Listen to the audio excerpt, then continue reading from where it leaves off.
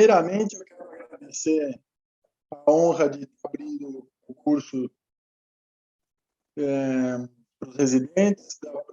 Novamente, quero dar boas-vindas a todos.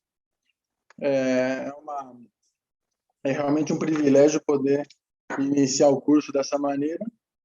E nesse assunto que, para mim, realmente eu considero um dos assuntos de maior importância quando a gente lida com esse assunto. Quando eu comecei a formação, esses assuntos que eu selecionei para discutir hoje mudaram realmente a minha perspectiva, a minha forma de enxergar a ritmologia, e eu espero que vocês, alguns que continuam ou alguns que estão começando agora, isso sirva também como uma nova perspectiva e que isso mude alguma visão que vocês têm aí para algo mais completo.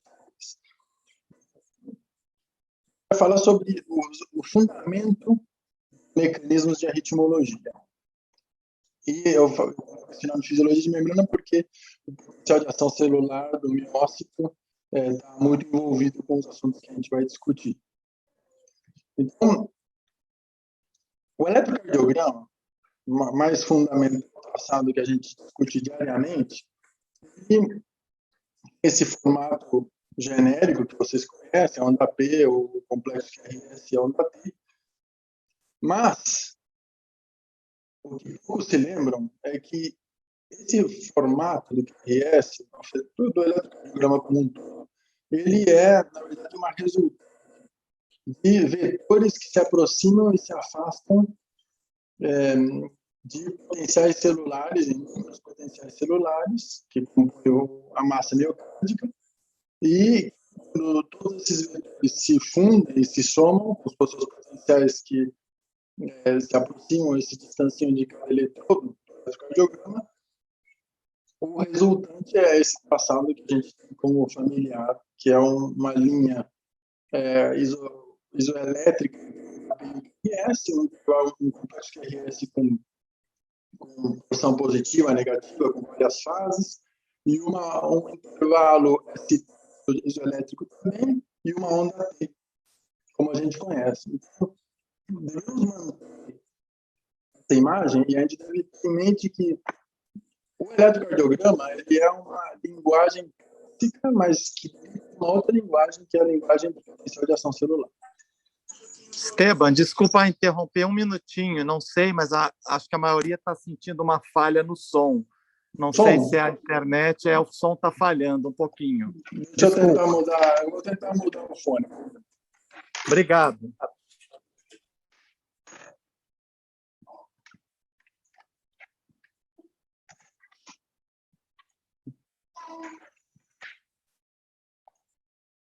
Assim é melhor? Ou não? Melhorou alguma coisa ou está a mesma coisa?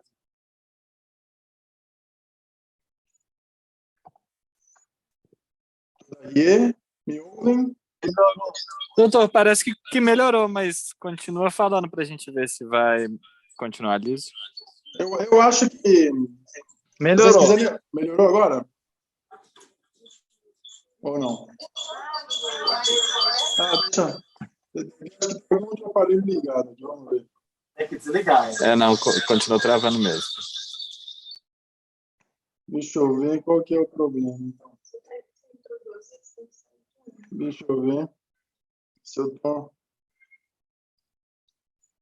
Olha, eu vou sair e vou reentrar na reunião. Tá bom? Acho que vai ser melhor. Vamos ver. Ok.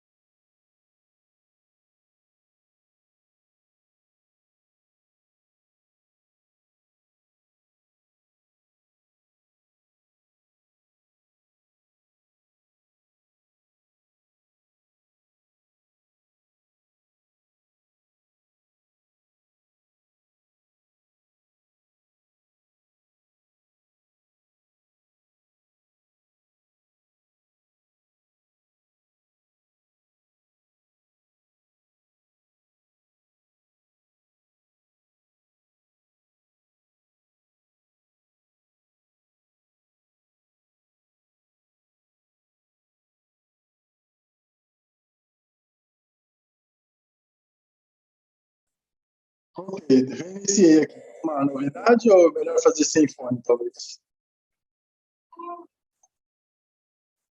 Conseguem me ouvir?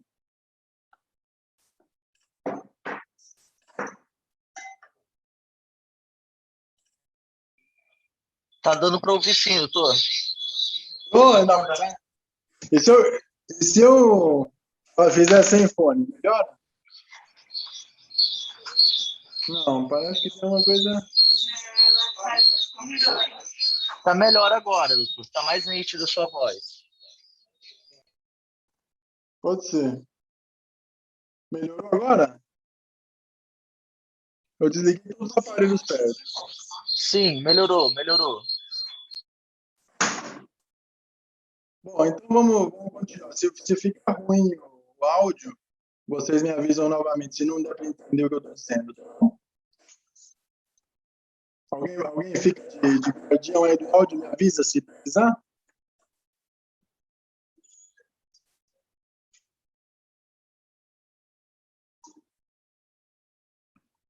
Vamos dar seguimento?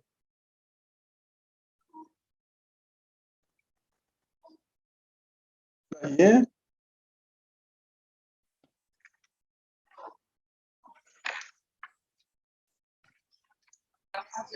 Doutor, eu acho que dá para a gente tentar começar. Bom, se tiver dificuldade, vocês me avisam. Então. Bem, a sequência, né?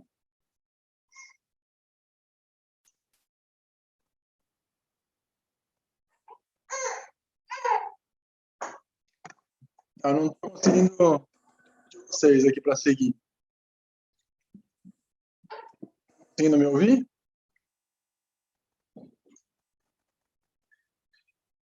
Alô, alô? Estamos ouvindo, mas os slides não estão passando. Bom, então vamos lá. Retomando, então. Vamos a sequência nos conceitos. Os mecanismos de arritmogênese, eles podem ser divididos em duas classes fundamentais. Eles são três, os mecanismos, como vocês sabem. Eles podem ser divididos naqueles mecanismos que envolvem a geração do estímulo, que seriam, como vocês vão ver, o automatismo e a atividade deflagrada, e vocês têm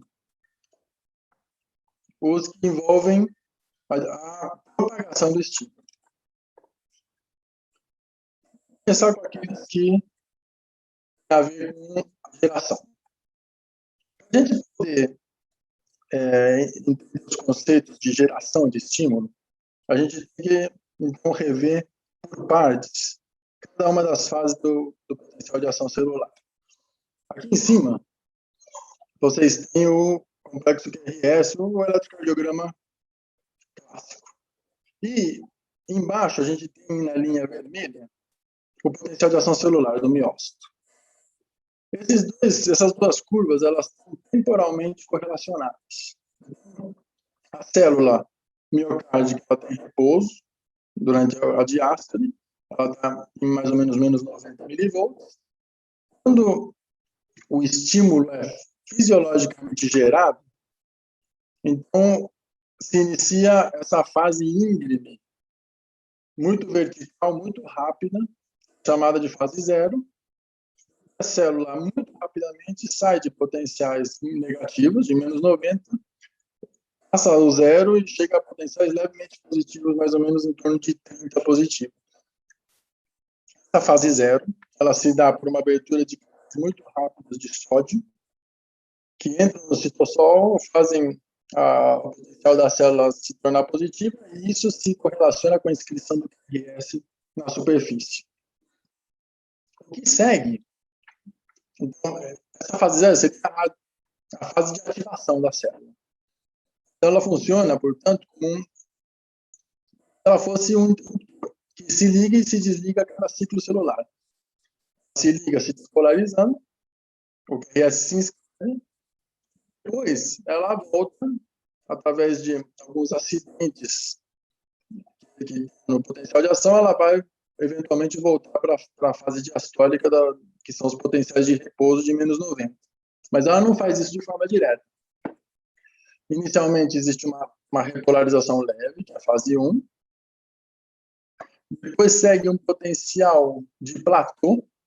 A célula fica um longo período em torno de 0 milivolts, e isso se correlaciona com o intervalo ST no eletrocardiograma, e tem uma importância grande, porque essa fase de platô é a que se correlaciona com a refratariedade da célula. Ela funciona como uma proteção celular contra estímulos de alta frequência. E ela, portanto, fica cega a novos estímulos até que essa fase de platô se termina, na fase 3, em que íons positivos saem da célula, a célula volta cargas negativas no seu interior e chega eventualmente no menos 90 milivolts para atingir a diástole novamente. Essas são as fases, essa é a correlação do potencial de ação com o eletrocardiograma.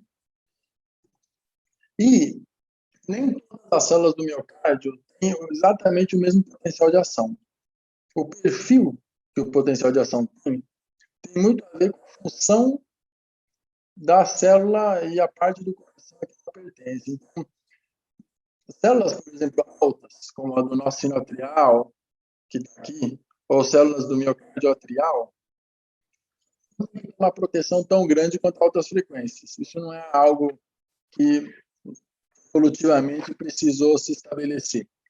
Então, o potencial de ação dessas células altas, elas são quase desprovidas de platô. Se vocês estão vendo aqui em amarelo, é o potencial de ação das células do nosso sinoatrial. E todas as células atriais, basicamente, seguem com potencial de ação sem platô. Mas elas têm uma outra característica que é bastante pronunciada e que tem a ver com a função delas, que é essa fase 4 íngreme. A gente já vai discutir quando a gente falar de automatismo. Quando a gente chega no sistema de His-Purkinje e no miocárdio ventricular, a fase 4 já não é tão íngreme, ela passa a ser mais achatada, como vocês estão vendo aqui, e a fase de platô, que é a fase que envolve a proteção celular contra altas frequências, aí começa a se pronunciar mais. Então, é importante a gente ter essa noção de fisiologia e perfil de potencial de ação que caracteriza cada grupo de células no miocárdio. E como que essa ativação celular, eventualmente, vai se traduzir em contração mecânica? Isso acontece através de um mecanismo, às vezes a célula despolarizada, esse mecanismo é ativado. Ele chama-se de acoplamento, excitação-contração. E o que acontece, de uma forma muito simplificada, é que quando a célula atinge os potenciais positivos, polarizado, né, portanto, esses canais de sódio lentos, que tem uma velocidade da membrana celular, que são os canais L, eles iniciam uma corrente lenta de cálcio. O cálcio entra na célula nessa hora. E essa corrente lenta de cálcio desencadeia uma saída de cálcio muito rápida do retículo sarcoplasmático, o armazém de cálcio do miócito. Essa saída se dá através do receptor de rianodina, é uma molécula, uma macromolécula muito importante para algumas arritmias genéticas. A gente vai poder ver alguns exemplos. Esse cálcio, inicialmente uma corrente lenta de cálcio dos canais L, atinge essa corrente mais rápida de cálcio, que envolve os canais de rianodina. O cálcio sai do retículo plasmático para o citoplasma. As miofibrilas, a contração acontece, as custas de ATP, vocês sabem bem. Esse cálcio é recaptado por um transporte ativo também, que é o CERCA, principalmente, esse transportador que traz o cálcio de volta para o retículo, e assim se fecha o ciclo. É assim que, através portanto, dos transportes de cálcio liberado do retículo sarcoplasmático, é que acontece esse acoplamento entre a excitação elétrica da célula e a contração mecânica, e o ciclo se completa. Esses são conceitos básicos. Eu queria mostrar nessa figura de microscopia eletrônica como essas estruturas que eu acabei de falar estão intimamente relacionadas, né, do ponto de vista topográfico. Aqui as miofibrilas, vocês conseguem ver bem. Essa estrutura pequenininha que é o túbulo T, onde se inicia essa corrente lenta de entrada de cálcio, e ela está muito, muito próxima, esse túbulo T, do retículo sarcoplasmático, que é essa estrutura maior aqui do lado, por onde o cálcio em maior escala sai. O nível plasmiofibrila deve ser uma figura bem ilustrativa do mundo real, aí, do miócito. Então, iniciando esses conceitos, agora a gente pode discutir o que significa automaticidade e como o automatismo pode participar na geração de arritmias. O fato é que o miócito é capaz de se polarizar espontaneamente. Isso acontece porque durante a diástole, o potencial de ação celular não fica estático, ele lentamente vai se tornando positivo, levemente, sai de valores de menos 90, menos 80, vai chegando em menos 70, menos 60, a gente atinge um limiar em que o potencial de ação é deflagrado.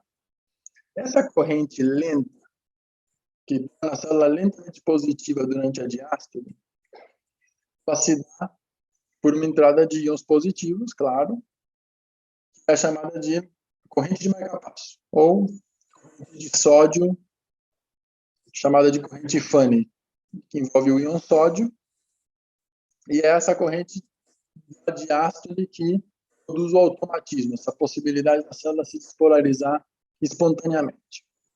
Eu diria que todas as células do miocárdio têm alguma inclinação de fase 4.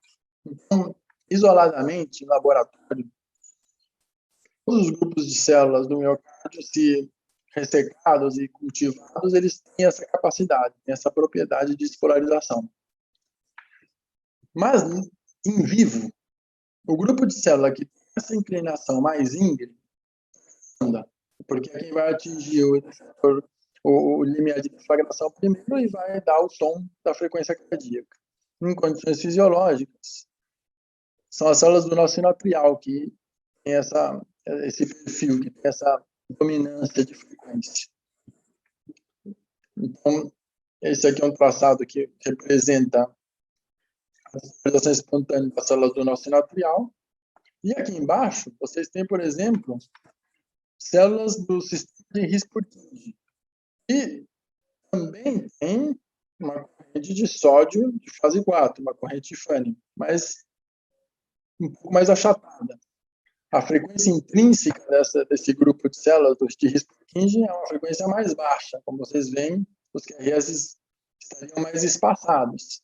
Então, eles ficam subjugados à frequência do nosso sinoatrial, que é a frequência dominante. Isso tudo em uma situação de fisiologia. Uma situação normal em que o ritmo sinusal se impõe. Essa estrutura é responsável por essa corrente Fanny de sódio de fase 4. Existem canais de sódio, que são esses canais chamados TN, que fazem com que o sódio entre lentamente e a célula eventualmente chegue no limiar de deflagração. O nome HCN, é um nome descritivo, ele vem das duas condições que fazem esse canal se abrir. O H significa polarização, ou seja, somente células polarizadas, portanto, na diástole, vão abrir esses canais e a corrente vai se iniciar. A outra parte do nome, CN, significa nucleosídeo cíclico, ou seja, o canal responde a AMP cíclico. Então, tudo aquilo que na célula miocárdica, ativar a adenilciclase e liberar AMP cíclico, como, por exemplo, estímulos adrenérgicos, vai fazer com que esse canal também se abra e que essa corrente seja mais intensa. E, portanto, a frequência cardíaca. O coração também funciona. Condições em que o AMP cíclico fica menos disponível, como, por exemplo, estímulos vagais, uso de beta-bloqueadores, o uso de adenosina faz com que esse canal se feche e a frequência diminua. Então, essa é a estrutura responsável pela corrente de sódio de fase 4, os canais HCN. E é a como você pode modular essa corrente de forma a aumentar a diminuir a frequência. Assim você pode produzir arritmias através de automatismo anormal. Então, por exemplo, observem a curva de cima. O batimento, vamos dizer que esse seja o correspondente ao batimento sinusal. Ele tem essa frequência específica, não muito taquicárdica. Nessa linha de baixo, ela corresponderia à situação 1, que tem essa inclinação de fase 4 aqui no tracejar, na linha contínua. Se a gente der catecolamina para esse paciente, ativar MP cíclico, a pneociclase vai ficar mais ativa, o MP cíclico vai ficar mais disponível, os canais HCN vão aumentar a passagem de sódio que entra na célula, essa inclinação aumenta e atinge a deflagração antes. Isso aumentaria a frequência por automatismo anormal, ou farmacológico, se quiser. O uso de beta-bloqueadores, por exemplo, aqui na situação 2, é o que faz o contrário, diminui a MP cíclico e achata a curva, usando bradicardia. Existem duas maneiras de você modular isso, sem exatamente mexer na inclinação dessa curva de fase 4. Você pode hipopolarizar a célula, então a célula tem que sair de potenciais mais negativos, chegar no limiar de deflagração, isso produziria bradicardia. O exemplo mais clássico e mais evidente no corriqueiro para nós dessa situação é o uso da adenosina. A adenosina tem vários mecanismos, mas um dos principais é produzir uma hiperpolarização celular. A célula, em vez de ficar em menos 90 milivolts de diástole, ele fica com potenciais muito mais negativos, menos 200 milivolts. Então, isso faz com que a deflagração demore mais tempo e produza as pausas características que a adenosina costuma mostrar. E assim, por exemplo, conseguimos interromper arritmias taquicardias supraventriculares através desse mecanismo. A outra maneira de você mudar esse automatismo é mudar o valor de deflagração de potencial de ação, ou seja, você aumenta o limiar que a célula tem que chegar para que o potencial de ação se inscreva. Isso aconteceria, por exemplo, aqui na situação 3, que é com o uso de amiodarona. A amiodarona faz com que esse limiar de deflagração aumente e também produz bradicardia dessa maneira. Em resumo, mudando a inclinação ou aumentando o limiar de deflagração ou hipopolarizando a célula. Essas são as maneiras de você modificar automatismos e assim que cardias automáticas costumam se instalar. Eletrocardiograficamente, aqui tem algumas características que a gente pode reconhecer e que pode nos dar a dica de que esse é o mecanismo, o automatismo responsável pela arritmia que a gente está lidando. Aqui no traçado de cima, a gente tem o início de uma taquicardia atrial. A gente está vendo a onda P negativa e ela dura um certo tempo, a gente não está vendo aqui o final dela. Mas o que a gente consegue perceber é que a ativação do átomo, ou seja, a onda P, ela tem uma duração curta em relação ao ciclo da taquicardia.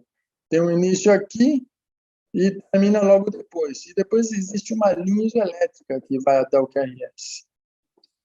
Essa possibilidade de ter um acidente bem curto de ativação celular, de ativação do átomo, não faz referência direta ao automatismo, mas falaria a favor de atividades focais. E, frequentemente, atividades focais são atividades automáticas. Em contraposição, eu coloquei um exemplo de um flutter típico aqui embaixo, como vocês sabem, uma taquicardia rentante, em que a atividade de destabilização atrial é praticamente um sinusoidal contínuo. Então, faz o contraponto ao que seria uma atividade automática. Aqui, uma atividade que usa o ciclo cardíaco praticamente inteiro, incessante, em contraposição com a atividade focal, provavelmente automática, em que só uma parte muito curta do ciclo é usada para ativação atrial. Então, essa é uma maneira de reconhecer no eletrocardiograma a atividades automáticas. Outra capacidade importante, uma outra propriedade importante das arritmias automáticas é que nas transições a gente consegue perceber elas se acelerar. Então, elas têm um fenômeno de warm-up, como a gente tem aqui, vocês percebem que começa com ciclos longos até que ela se instala e se acelerando ciclo a ciclo até chegar num ciclo mais curto estável. Isso seria o fenômeno de aquecimento, quando ela se instala, e o mesmo acontece quando ela se interrompe. Ela vem em um ciclo mais ou menos curto, quando ela vai se interromper, ela desacelera, os ciclos RR aumentam, até que ela se interrompe e o sinusal retorna. Então, aquecimento e desaquecimento é uma outra maneira da gente reconhecer atividades automáticas no eletrocardiograma. E eu diria que essas arritmias automáticas elas ganharam notoriedade nos últimos 20 anos, aí a partir do final da década de 90, quando se fez uma observação, o grupo francês conseguiu fazer uma observação que mudou a nossa maneira de entender a fisiologia da fibrilação atrial. O grupo de Bordeaux demonstrou que, ao contrário do que se pensava, até esse momento se imaginava que a fibrilação atrial era basicamente causada por microentradas no átrio, e era basicamente isso. Esse grupo francês verificou e demonstrou de uma forma bem clara que as fibrilações atriais muitas vezes se iniciam com focos automáticos que nascem nessas regiões anatômicas específicas, que são as veias pulmonares. E essa forma de entender a fibrilação, ou seja, a origem da fibrilação em focos automáticos, que passaram a ser, portanto, alvos de procedimentos, e hoje a nossa forma de ablacionar essa arritmia tem esse conceito na sua essência, dessa maneira de entender a fibrilação passou a demonstrar, tornou claro que a fibrilação não é uma arritmia muito simples, que ela, na verdade, envolve mecanismos variados, é uma arritmia composta, portanto, e essa compreensão maior que a gente teve a partir dessa observação tornou o tratamento clínico da fibrilação mais adequado, com melhores resultados. O segundo ponto, para a gente ter uma discussão muito longa, né, no que diz respeito à geração de impulso, é a atividade deflagrada. Ela se diferencia do automatismo em várias características, mas eu diria que o conceito principal da atividade deflagrada é que ela tem uma geração de impulso, mas ela é dependente do potencial de ação que antecede a arritmia. O automatismo não. O automatismo é completamente independente de qualquer outro batimento. Ele simplesmente se origina, aparece e a arritmia se instala. A deflagrada, para que esse mecanismo se instale, alguma coisa no potencial de ação que precede tem que acontecer. Especificamente, eu estou me referindo à existência de potenciais. O que seriam esses? Como a gente conversou agora minutos atrás, quando o potencial de ação da célula vai saindo da fase de platô e vai retornando para o que seria a diástole, existe uma progressão em que a célula vai se negativando e vai chegando no potencial de repouso.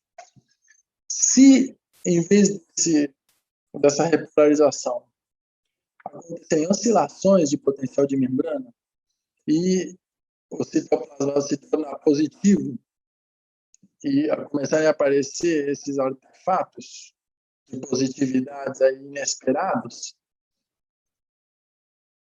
quanto mais amplo esse artefato for, maior a probabilidade do potencial de deflagração ser novamente atingido e precocemente atingido.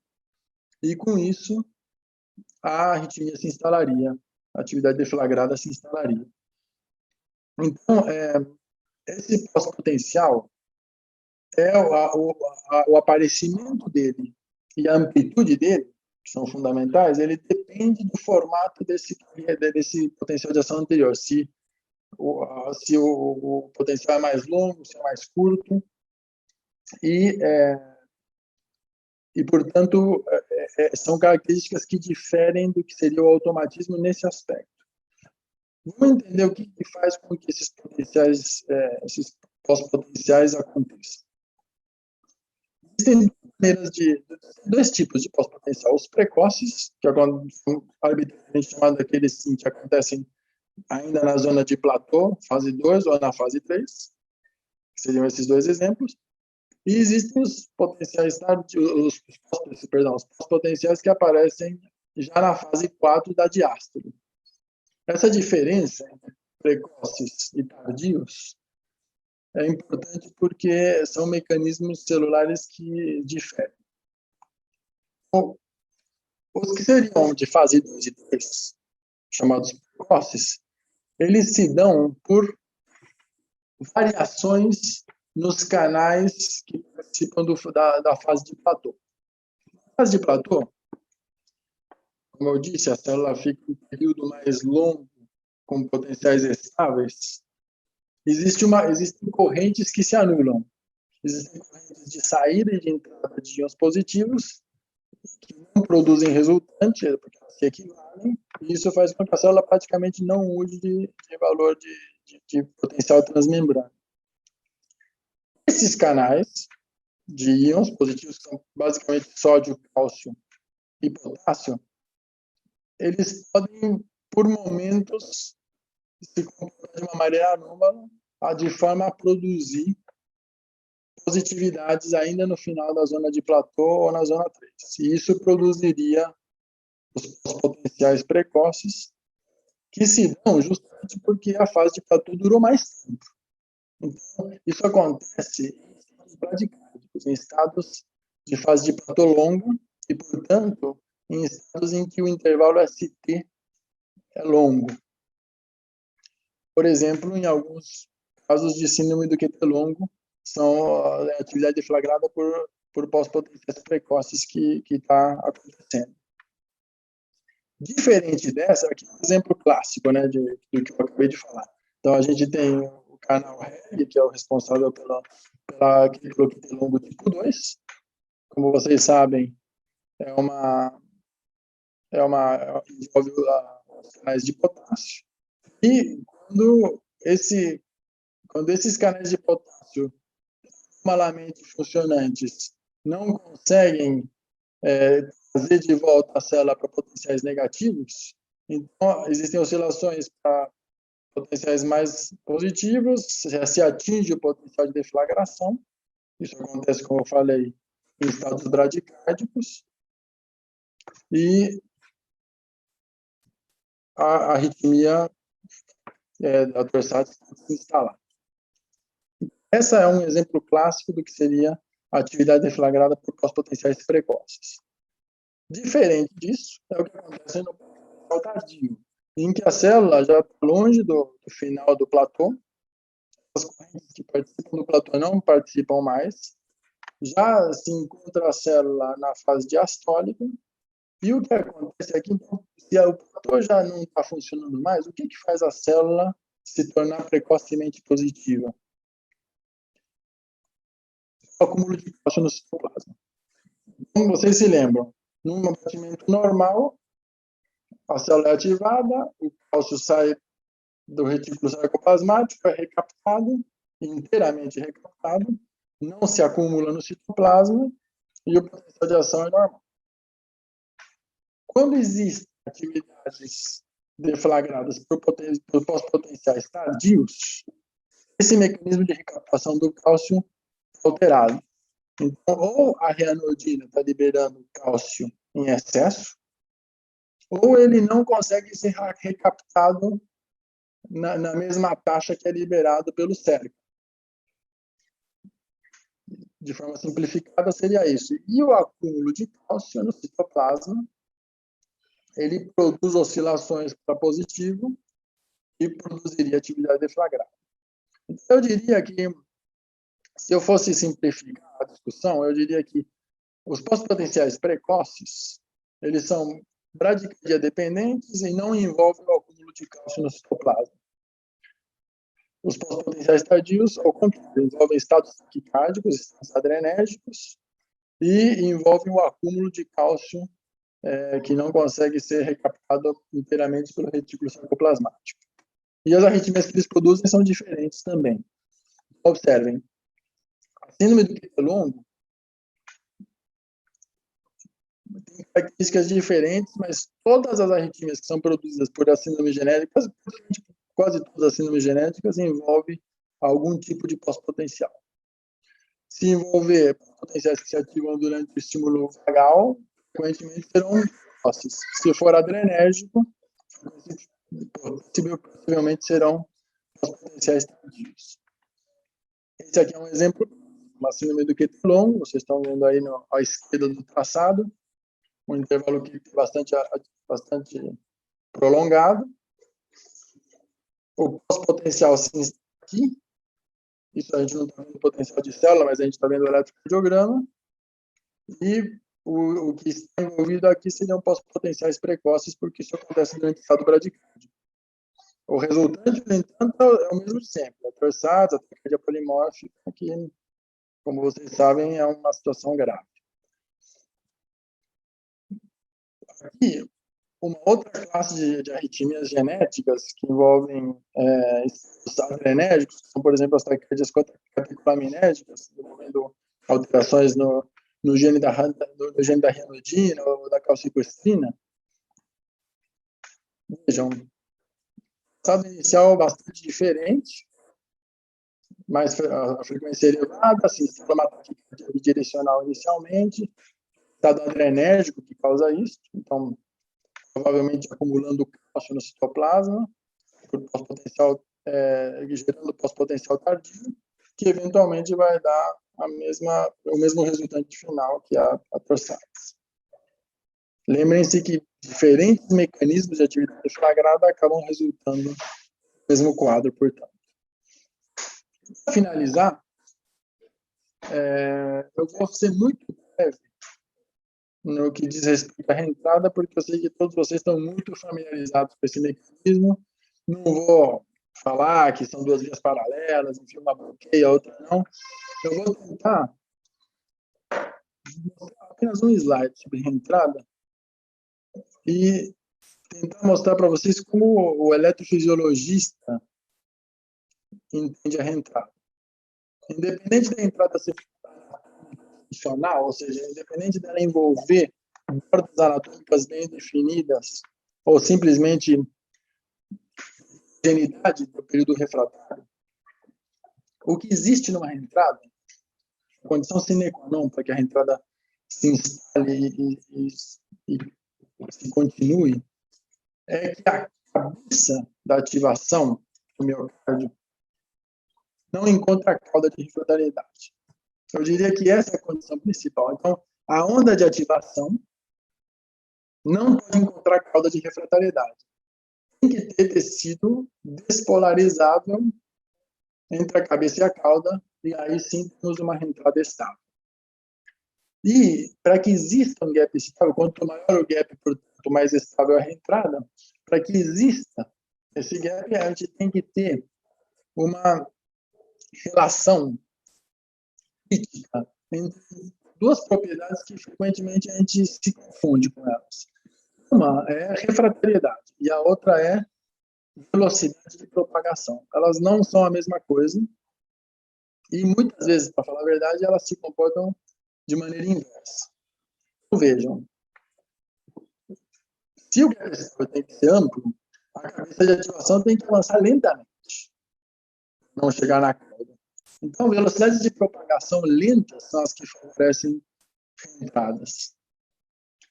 Para que você tenha também a cabeça não encontra a cauda tem que encolher rapidamente a cauda de refratariedade. Então, períodos refratários curtos também facilitam reentradas.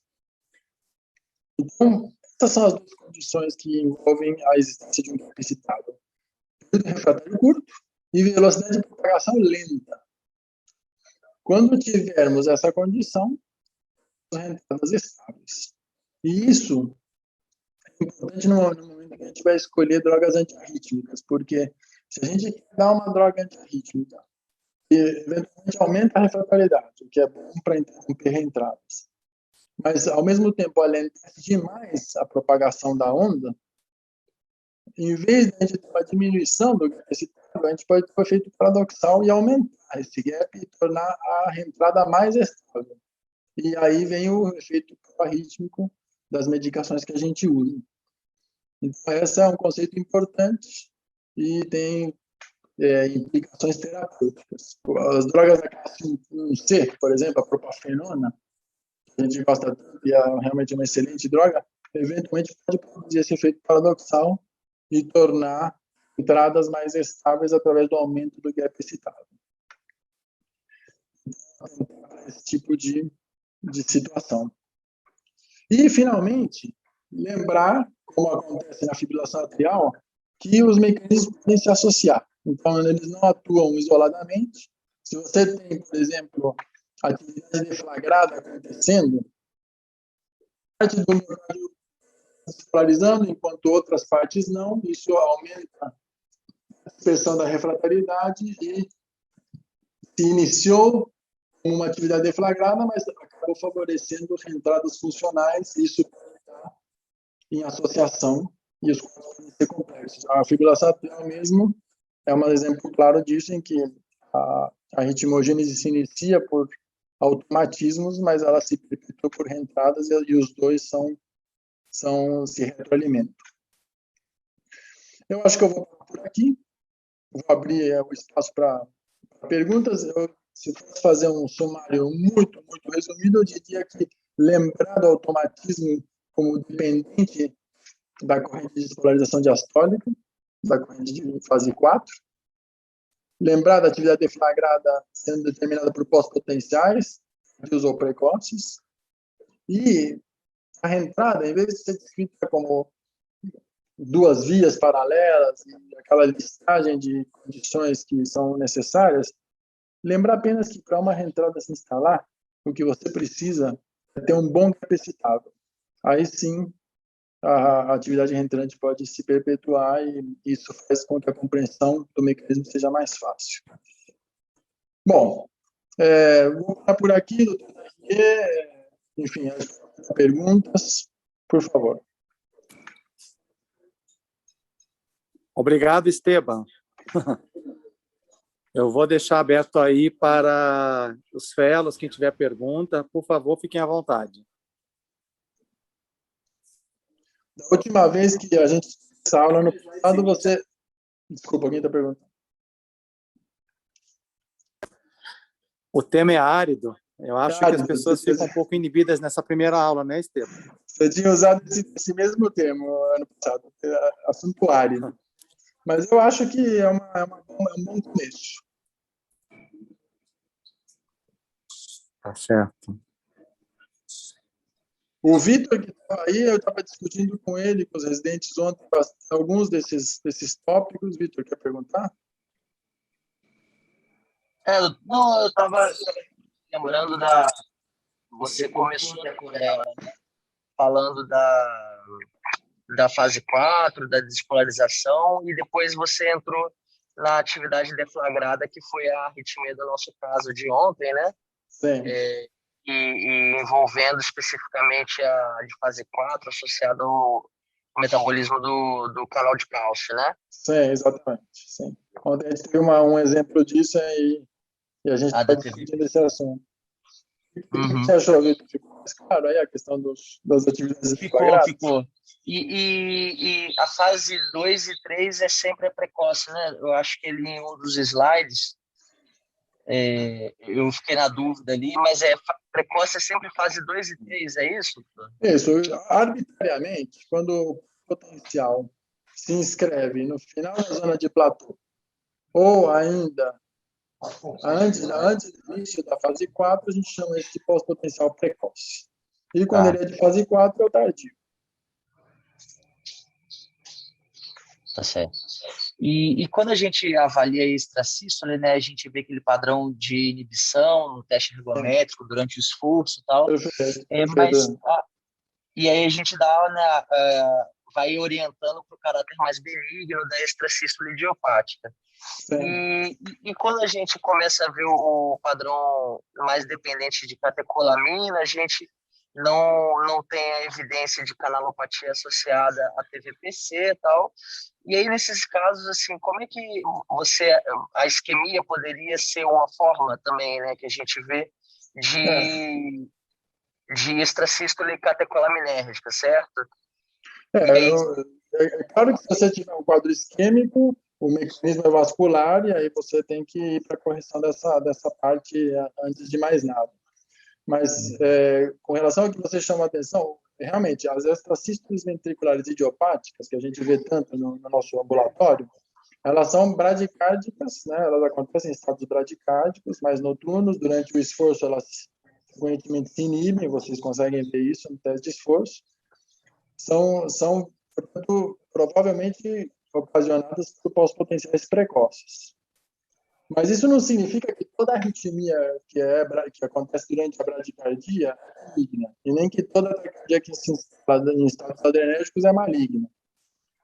Tem todo tipo de situação. Por exemplo, síndrome de Brugada e Quentelongo tipo 3 causam arritmias muito graves, como vocês sabem, em estados vagais, estados de repouso. Da mesma maneira que existem taquicardias que são catecolaminérgicas, que aparecem no esforço e são benignas, não estão relacionadas com alterações genéticas graves. Então, a relação da atividade deflagrada com o prognóstico não é direta. A gente tem que conhecer cada situação. Não sei se o doutor Darrinha quer completar. Sabe o que eu quero falar, né? Eu acho que é importante, Estevam, colocar que a atividade deflagrada, independente de ser por pós-potenciais tardios ou precoces, a dependência adrenérgica ela pode estar nas duas, né? Porque às vezes se confunde isso, né? Você pode ter um automatismo adrenérgico dependente, mas lembrar que uma extrasístole idiopática de via de saída, ela depende de um status adrenérgico, porque senão ela teria muito durante o sono, às vezes não tem, mas ela precisa de uma frequência cardíaca baixa. Então, é uma soma de fatores, ou seja, a dependência adrenérgica mais a frequência baixa. Por isso que ela aparece na recuperação. É a hora que começa a vir um vago, começa a vir outras coisas. Então, ela tem uma dependência de um status adrenérgico prévio. Acho que isso é importante também colocar aqui, né? Porque senão fica só bradicardia, só taquicardia. Não é não. Depois eu tenho simplificado demais. De fato, o estado autonômico, ele é conhecido como um modulador, o autônomo é um sistema super complexo e composto, e não é uma coisa que é binária, né? Simpático ou parasimpático que aparece em cada situação. Os dois braços do autônomo estão presentes em graus variados a cada momento da ritmogênese. Então, não dá para a gente simplificar essa participação do estado vagal adrenérgico e os pós-potenciais. Existe uma relação complexa entre esses dois. A minha dúvida, doutor, era no momento de isquemia, a gente tem qual componente que predomina? Seria uma reentrada funcional? Seria atividade deflagrada? O que predominaria nesse cenário? Durante uma isquemia, muita coisa acontece. Se vocês, por exemplo, sabem que num infarto agudo do miocárdio, uma das arritmias que aparece, uma arritmia chamada de perfusão, são os ritmos juncionais. Por que acontece isso? Isso acontece porque ali a corrente isquêmica ativa e dá um automatismo anormal para a junção, que passa a superar o nó sinusal e aparecem ritmos juncionais de reperfusão por atividade automática. Isso é uma das coisas que aparece durante a isquemia. Uma outra doença, uma outra arritmia grave que aparece no estado de isquemia aguda, por exemplo, a fibrilação ventricular, que pode acontecer, acontece porque tem áreas isquêmicas que estão perdendo vitalidade e que, portanto, com um período refratário diferente do tecido viável normal.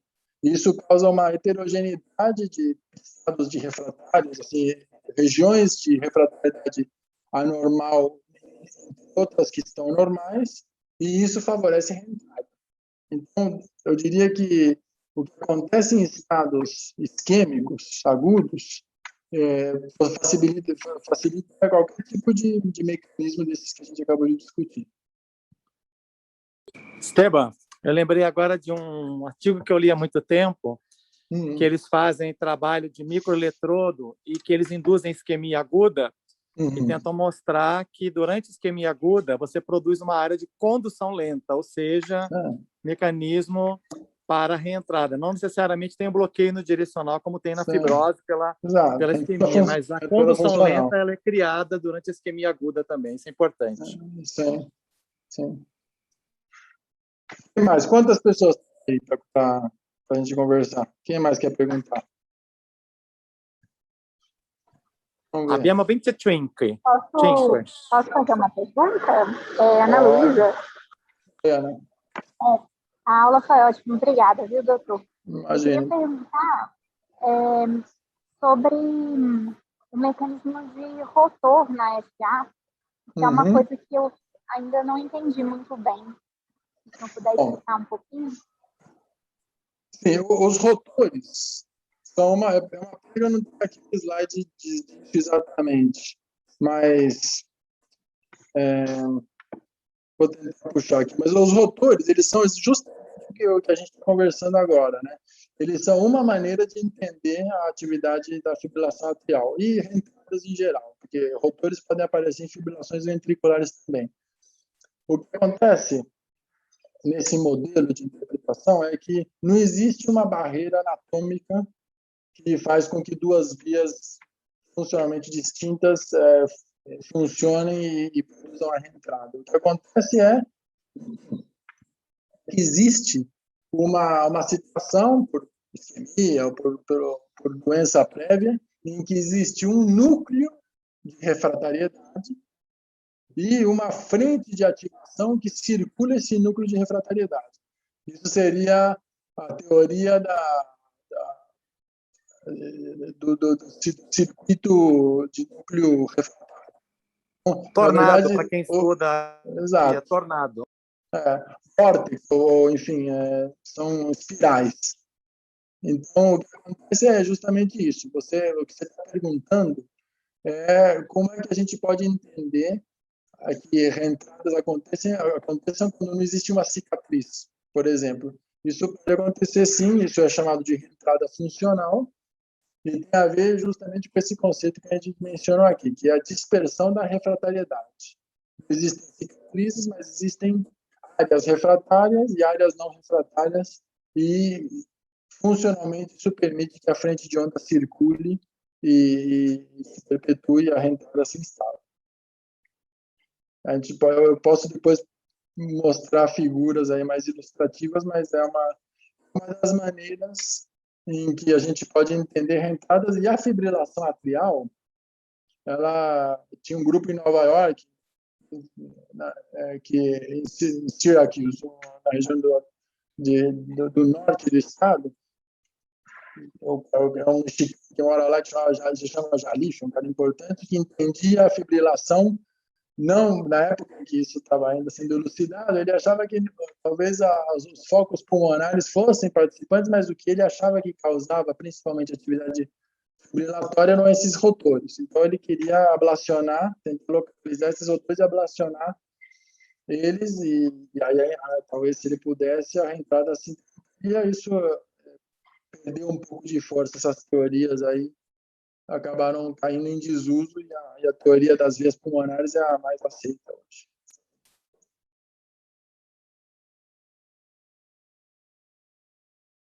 Quem mais? Quem mais gostaria? Doutor, só uma última pergunta. Tem alguma diferença do mecanismo da FA que se origina no interior das veias pulmonares para a FA que está se originando mais da parede posterior do ato esquerdo, fora das veias pulmonares? Tem muita diferença. Essa pergunta é importante e, na verdade, o que você está perguntando é o espectro da fibrilação atrial nas diversas populações, né? Da maneira como a gente entende a fibrilação atrial hoje, é uma arritmia que se inicia com focos automáticos nas veias pulmonares, Então, se a gente fosse pensar no espectro todo, a gente começa com pacientes inicialmente mais jovens e mais saudáveis, sem doença estrutural, com ato pequeno, sem cicatrizes, enfim. Nesse caso, a fisiopatologia da FA é justamente essa. Focos automáticos que nascem nas veias pulmonares, desorganizam o miocárdio atrial e a fibrilação atrial se instala. Quando a gente vai andando no espectro para pacientes mais idosos, com corações mais dilatados, com doença prévia, hipertensos ou isquêmicos, enfim, e o mecanismo das veias pulmonares, a gente sabe que passa a ter uma importância menor. A gente isolar as veias, frequentemente, é fútil, e a fibrilação persiste. Então, se diz que o substrato da fibrilação, nessa população mais idosa e doente, sai das veias pulmonares e ganha o miocárdio atrial, e aí é uma técnica que a gente domina menos, porque o que se sabe fazer muito bem é isolar a veia pulmonar, né? Quando a veia pulmonar não participa da fibrilação mais, porque o paciente é muito idoso e doente, então as linhas que a gente faz, isolamento de parede posterior, enfim, podem ter algum valor, frequentemente é feito, mas a gente sabe que o tratamento mais robusto que a gente consegue oferecer é naqueles pacientes sem tanta doença, com atos menores, mais jovens, em que a gente consegue isolar a veia, e essa fisiologia a gente domina um pouco melhor. Mas eu diria que os dois espectros fazem parte da nossa prática.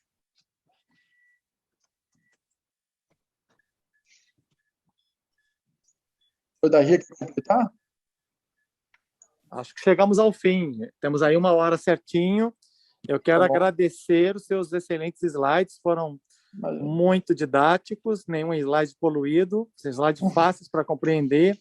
Na verdade, a sua fala foi maior do que os slides que estão aí. Então, você consegue traduzir de uma maneira simples, né, um problema tão complexo de se dar uma aula. Quando você manda alguém dar uma aula de mecanismo, o pessoal meio que treme porque sabe que não é tão simples. Se você conseguiu, de maneira muito didática, deixar a coisa mais assim palatável para quem está ouvindo. Então, quero te agradecer, Esteban.